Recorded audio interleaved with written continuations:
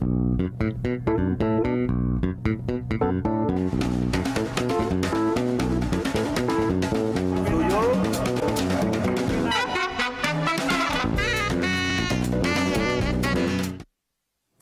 kembali bersama kami di Prime Time Talk dan kita akan melanjutkan perbincangan.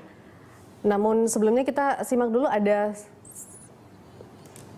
komentar dari Menteri Dalam Negeri Pak Cahyokumolo. Kita akan lihat dulu.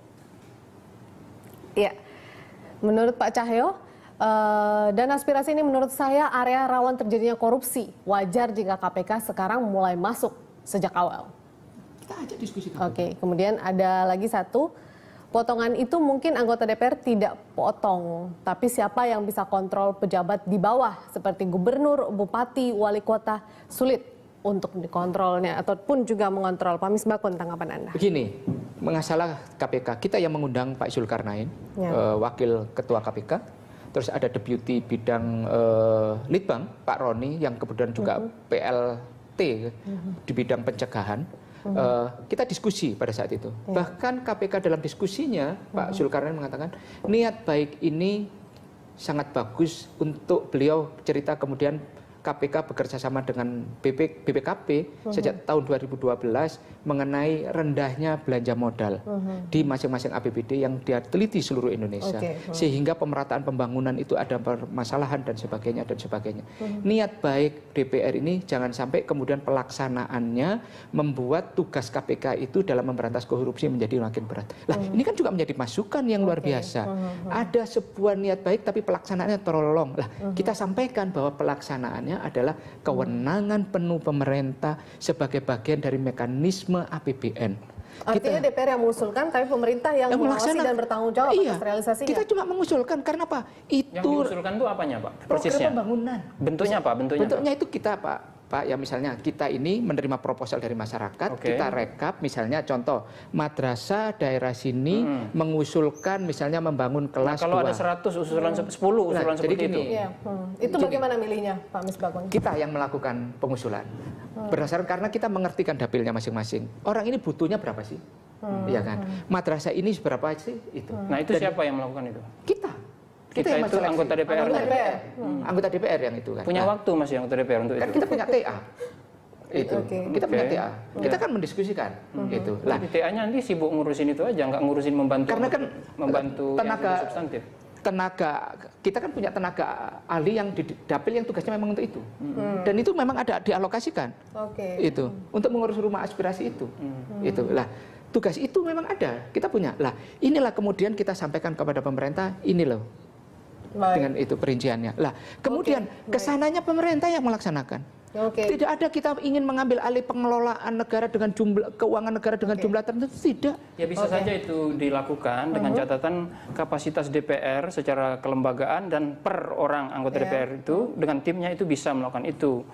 Tapi kan problem di DPR sekarang tuh salah satunya kapasitas kan gitu. Kapasitas. Kalaupun ada yang muncul seperti Pak Misbakun kan karena kapasitas pribadi. Tapi ini kan kita bicara 560 anggota DPR gitu. Kapasitas per pribadi tidak merata, kapasitas per tim tidak merata, tidak ada standar. TA itu misalnya kapasitasnya kita bagaimana? Kan standarnya seperti apa? Itu ada problem di baik. Pak Misbakun tahan dulu, Bang Rio juga pasti ingin memberikan komentar, tapi saya terima telepon dulu, Bang Rio. Ada Pak Yoyo di Blora, Jawa Tengah. Pak Yoyo, selamat malam. Selamat malam. Baik, Pak Yoyo, silakan ingin memberikan komentar atau mungkin bertanya langsung dengan anggota Dewan kita kebetulan yang ada di studio. Ya, ini komentar aja. Iya, silakan Pak Yoyo, lebih lantang suaranya mungkin. Iya. Dalam baru buka puasa. dana aspirasi ini, kebanyakan prakteknya itu di Blora sendiri loh ya. Kalau daerah lain saya belum tahu. Gimana Pak Yoyo, bisa diulang nggak?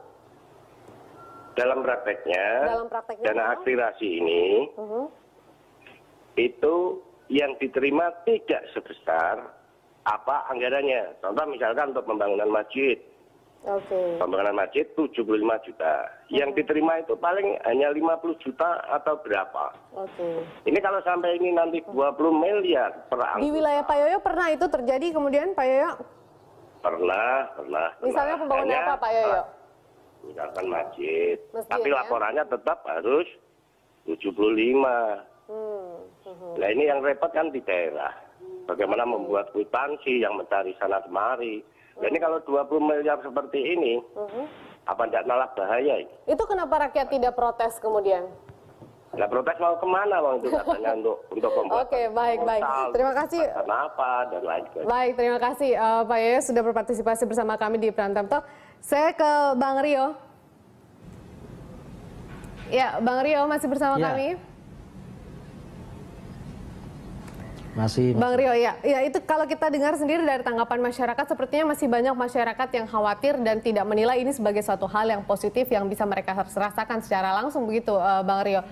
Apakah kemudian dalam proses, saya masih katakan ini negosiasi antara anggota DPR dan juga pemerintah, karena ini juga belum disepakati langsung oleh pemerintah, ada yang dilakukan oleh fraksi Nasdem kemudian ke depan, Bang Rio?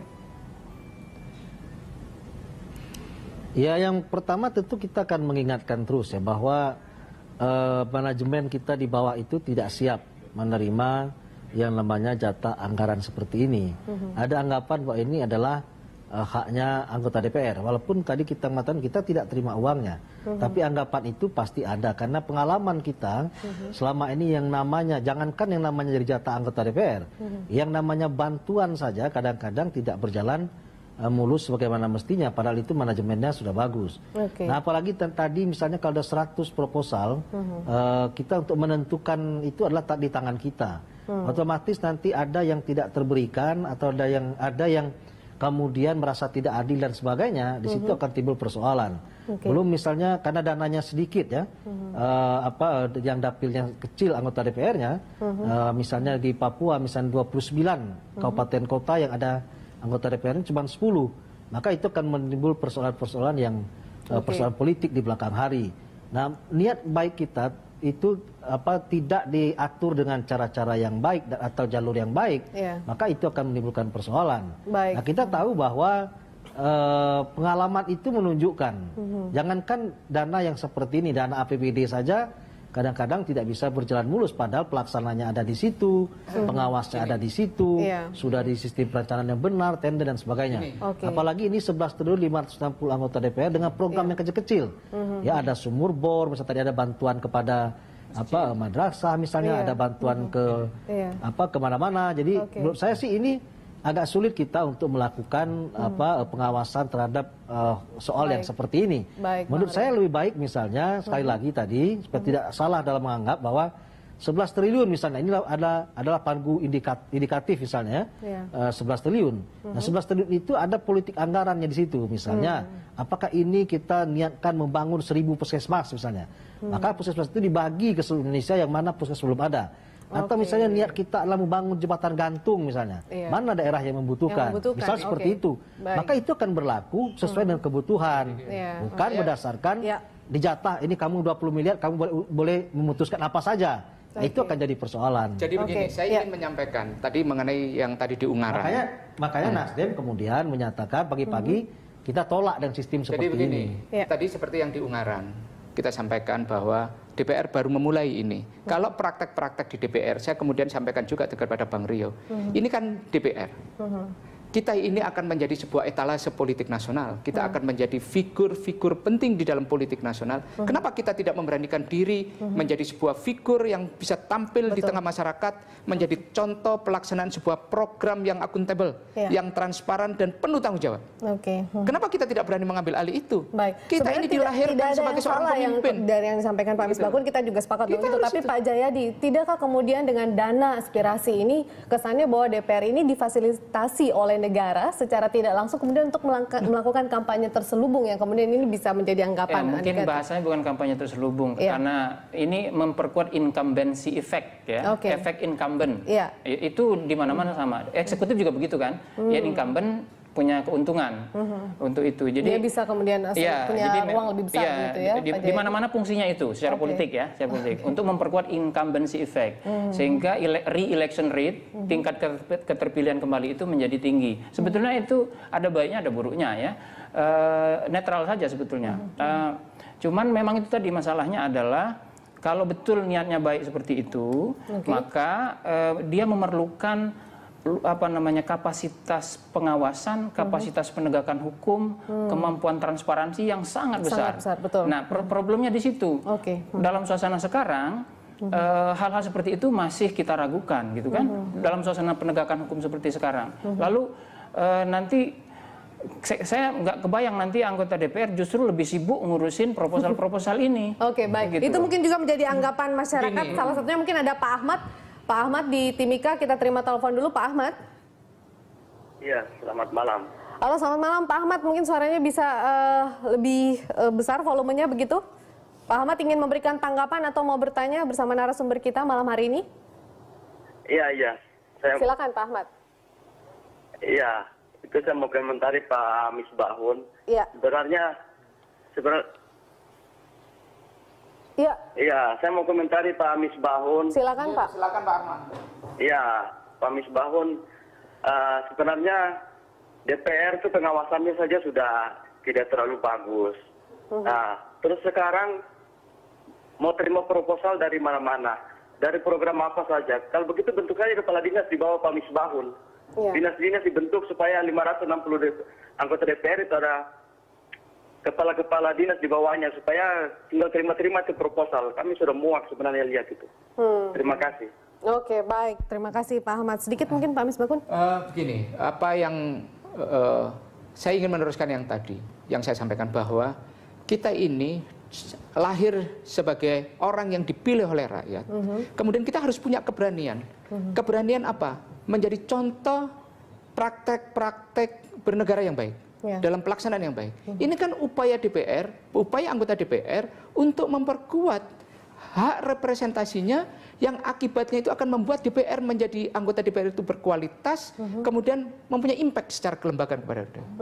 Kita ini mau anggota DPR-nya itu kuat, kemudian menjalankan fungsinya itu dengan baik, pengawasan, kemudian legislasinya, kemudian fungsi anggarannya dengan baik nggak? Lah, kalau fungsi-fungsi itu berjalan, kemudian anggota DPR itu kan checks and balance kan jalan. Jangan salah bahwa 11 kalau disepakatinya nanti 20 miliar dan menjadi 11,2 itu cuma 0,5% dari APBN kita 2030 triliun. Kenapa kita berbicara tentang 0,5% kemudian kita tidak berbicara pengawasan yang 99,95%-nya? Karena masyarakat melihat DPR itu sudah negatif, Pak. Lah itulah yang saya sampaikan kepada, ayo kita berlomba bagaimana melakukan pengawasan. Itu berlomba. Kita ambil alih itu. Dalam hal apa? Menjadi contoh pejabat negara, penyelenggara negara yang akuntabel. Kita jawab telepon dulu Pak Jayadi. Ada Wawan dari Makassar. Wawan silakan, Pak Wawan. Pak Rio Capella mungkin masih mendengar. Iya baik. Masih bersambung bersama kami Pak Wawan, silakan. Tadi di TVRI saya nonton berita orang NTT mengeluh karena anggota DPR-nya cuma datang lihat doang. Gimana kalau lihat doang? Minta bantuan enggak?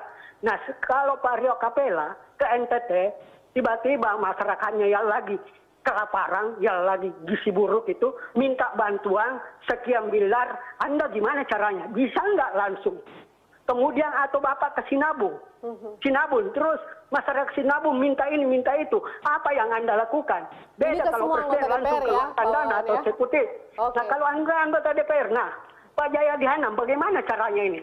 Sementara masyarakat sudah kelaparan di NTT. Kalau anggota DPR datang meninjau kemarin, lihat aja di TVRI minta bantuan. Gimana anggota DPR? Cari dana apa, keluarkan duitnya sendiri atau korupsi untuk membantu segera konsekuen. Baik, terima kasih Pak Wawan sudah bergabung bersama kami. Pak Wawan dari Makassar, kita akan tanggapi apa yang disampaikan oleh Pak Wawan ini di segmen berikutnya. Pemirsa tetaplah bersama kami di Prime Time Talk.